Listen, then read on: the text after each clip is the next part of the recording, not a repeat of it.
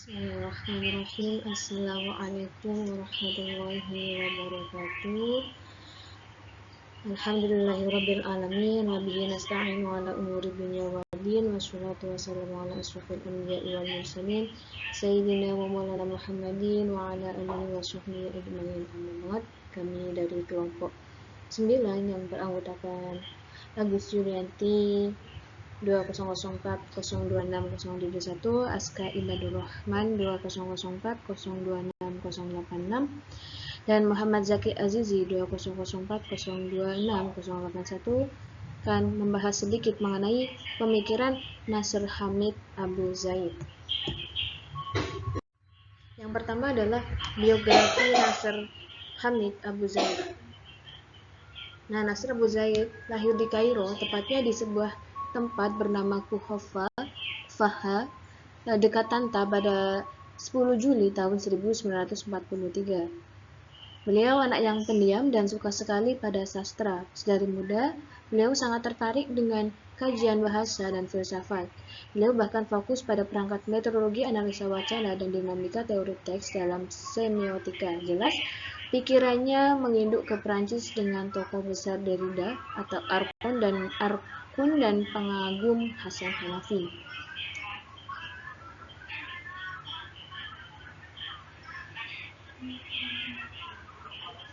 Tak heran, untuk memperkuat niatan itu, beliau masuk ke Fakultas Sastra Universitas Kairo. Berikutnya riwayat pendidikan. Pada tahun 1972, beliau ini menyelesaikan studi S1-nya pada jurusan Bahasa Arab di Universitas Kairo dan kemudian mengabdi di sana ya. Nah, pada selanjutnya yaitu S2-nya menyelesaikan pada tahun 1977 hingga 1980 dan menyelesaikan S3-nya di Universitas Pennsylvania, Philadelphia dan menyelesaikan disertasi pada tahun 1980 tahun 1981 dalam konsentrasi studi Islam. Abu Zaid mulai mengenal teori-teori hermeneutik ketika berada di Universitas Pennsylvania. Ia mengaku bahwa hermeneutik telah membuka cakrawala dunia baru kepadanya. Kembali dari Amerika, Nasr Hamid menyelesaikan disertasi doktornya pada tahun 1980 dengan judul Falsafah at-Ta'wil Dirasa fi Ta'wil Al-Quran Indra Muhyi ad-Din bin Arabi. Ia mengklaim bahwa dirinya lah yang pertama kali menulis tentang hermeneutik di dalam bahasa Arab dengan tulisannya Al-Hermeneutika wa Mudilat Tafsir An-Nas pada tahun 1981. Ia kemudian membuat komunitas kritis dalam lingkungannya. Kajiannya masih seputar wilayah teks dengan menggali kembali warisan-warisan intelektual Islam sebagai teks yang harus dikeluarkan dari wacana ideologis. Ia berusaha mencari tafsir yang keluar dari hanya pengenalan teks semata, memasuki sisi ikutan sejarah politik dan watak ekonomi. Abu Zaid percaya peradaban selalu membentuk teks keagamaan tadi. Secara sederhana, proyek kajian Abu Zaid adalah mencoba membongkar konsep keyakinan. Ia percaya bahwa teks yang hanya diyakini tanpa upaya pemahaman yang konkret adalah keimanan tanpa landasan.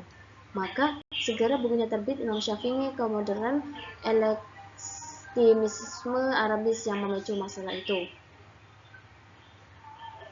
Ketika Abu Zaid mendapatkan kesempatan untuk promosi guru besarnya di Universitas Kairo, tepatnya belajar dan mengabdi, Abu Zaid mengajukan buku itu beserta bukunya yang lain berjudul Naqshi al-Khitab ad-Din untuk keperluan pengujian. Hari itu datang tanggal 16 Desember 1993, namun ternyata forum akhirnya tidak berjalan sebagaimana yang beliau inginkan. Nah, Dr. Abdul Sobur Syakhin sebagai penilai Muqarrir menilai karya-karya Abu Zaid berkadar ilmiah rendah dan telah keluar dari kerangka keimanan. Bukunya yang pertama bahkan telah menghina Imam Syafi'i dengan tuduhan keji. Ajakan Abu Zaid untuk membebaskan diri dari kekuasaan teks di mata Sobur, hal itu adalah ajakan untuk memalingi Al-Quran. Kesimpulan yang sama celakanya juga diikuti penilai yang lain.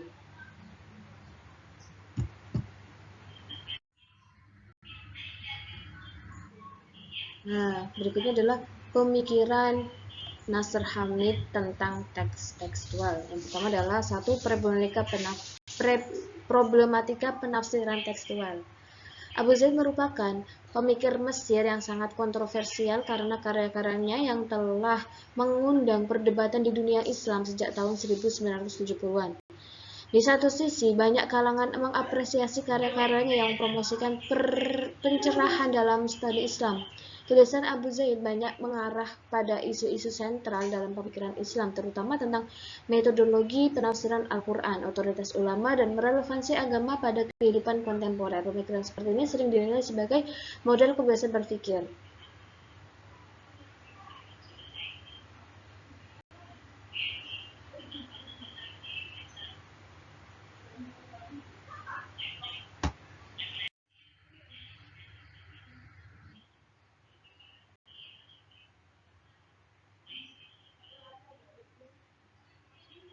Setelah akrab dengan literatur hermeneutik barat, di mana ia mengenal pertama kali hermeneutik di Amerika, Abu Zaid kemudian tertarik untuk membahas mengenai hakikat teks yang merupakan persoalan mendasar dalam hermeneutik. Menurut Abu Zaid, kalam ilahi wujud dalam bahasa manusia. Karena jika tidak, maka kalam ilahi tersebut tidak akan dimengerti. Salah satu alasan pemikiran Islam itu menjadi stagnan. Menurut Abu Zaid, karena penekanan yang terlalu berlebihan kepada dimensi ilahi atau divine dimension, padahal menurutnya Al-Quran adalah kata Muhammad yang meriwayatkan apa yang beliau katakan adalah kalam ilahi. Atau the word of Muhammad reporting what he asserts is the word of God. This is the Quran.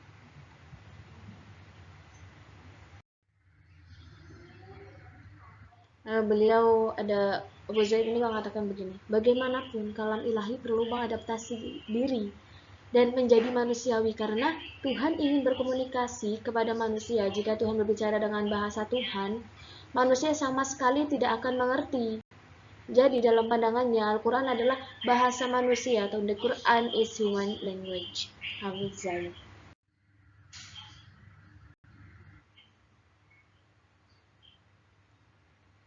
Nah, selanjutnya adalah Al-Quran merupakan produk budaya. Ini menurut Nasr Hamid Abu Zaid ya. Teks ilahi atau definisi teks berubah menjadi teks manusiawi atau human text sejak turunnya wahyu yang pertama kali kepada Rasul. Pemahaman Rasul atas teks mempresentasikan tahap paling awal dalam interaksi teks dengan akal manusia.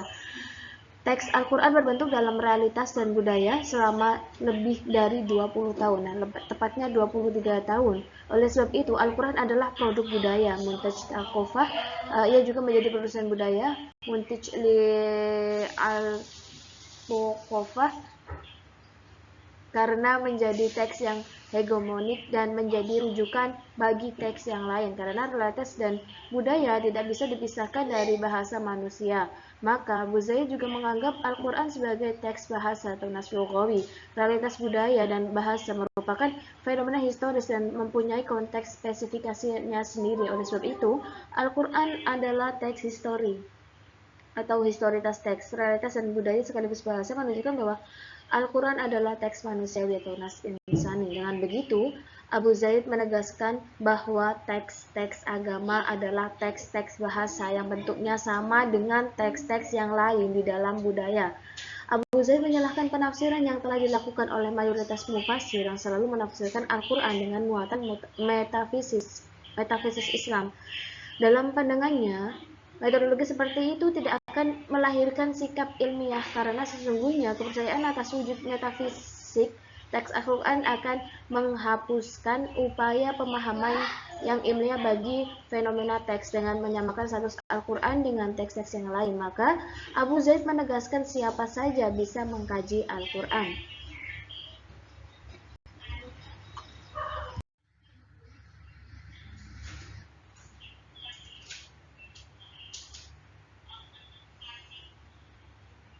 Menurut Abu Zaid, tantangan kultural dan sosiologis yang tengah kita hadapi saat ini berbeda dengan tantangan yang pernah dihadapi oleh para mufasir zaman dulu.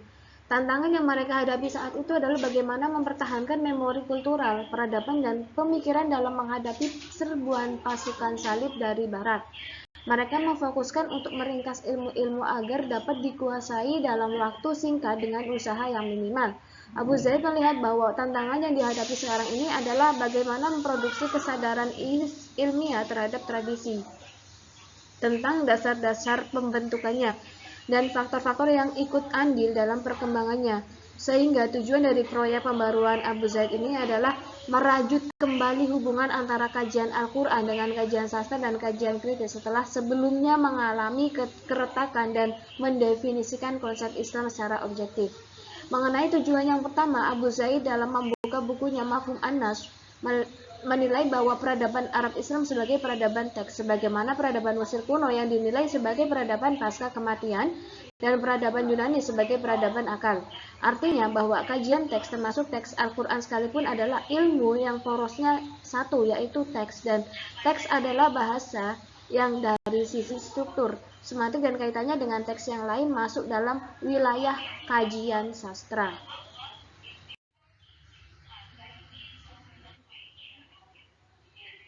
Selanjutnya mengenai Al-Quran, Abu Zaid berpandangan bahwa Al-Quran telah melukiskan dirinya sebagai risalah atau pesan, dan risalah mempresentasikan hubungan komunikasi antara pengirim dan penerima melalui kode atau sistem bahasa. Namun, karena sang pengirim dalam konteks Al-Quran tidak mungkin dijadikan objek kajian ilmiah, maka wajar apabila pintu masuk yang ilmiah bagi kajian teks Al-Quran adalah realitas dan budaya.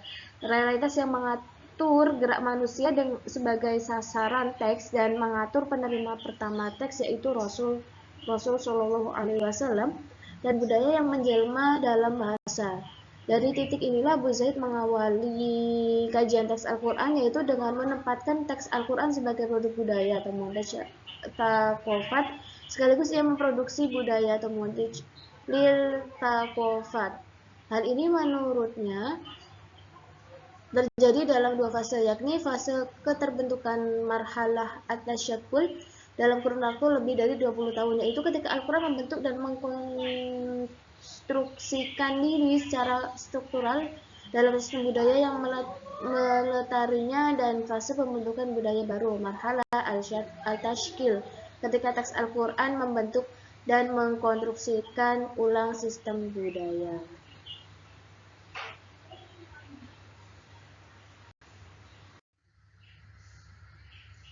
Dari titik untuk mengatasi problematика ini, Abu Zaid memandang perlu untuk menggunakan pijakan hermeneutik sebagai tawaran konsep interpretasi baru dalam dunia pemikiran Islam. Menurut Abu Zaid, metode analisis paling tepat untuk memahami Al-Quran sebagai teks yang tidak terpisahkan dari sistem bahasa yang berfungsi informatif dan komunikatif adalah metode analisis bahasa atau manhaj at-tahlil al-lughawi.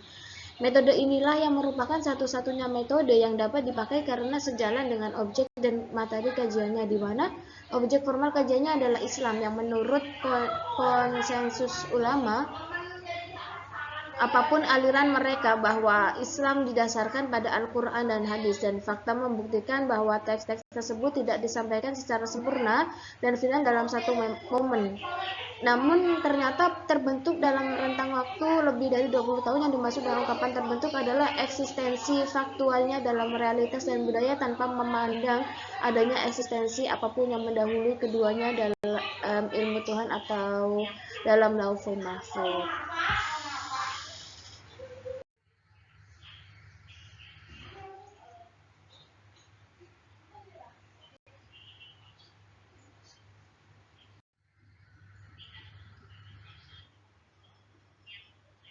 Perspektif Abu Zaid ini didasarkan pada pandangannya tentang konsep keazalian Al-Quran dalam lauhul mahfuz, sebagaimana perdebatan antara kelompok Sunni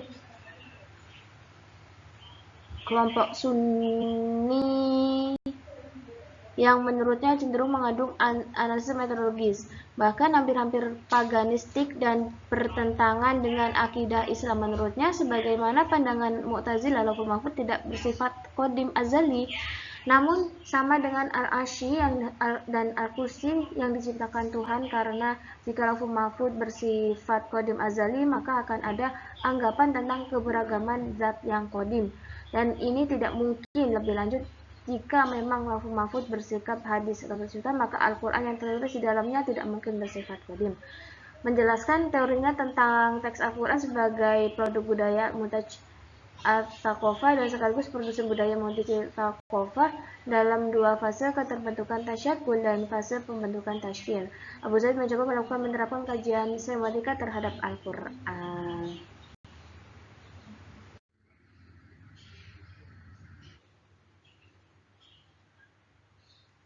Nah, untuk menjelaskan teorinya tentang teks Al-Quran sebagai produk budaya atau multi-thaqafah dan sekaligus produsen budaya multi-thaqafah dalam dua fase keterbentukan atau tasyakul dan fase pembentukan atau tashkil. Satu, yaitu menerapkan kajian semiotika terhadap Al-Quran, bahwa kekuatan teks Al-Quran atau ijaz Quran tidak terletak dan tidak perlu dikembalikan pada sumber ilahiyahnya, melainkan terletak pada keistimewaan literaturnya yang jauh mengungguli teks lain dan mampu menimbulkan perubahan yang dahsyat pada kebudayaannya.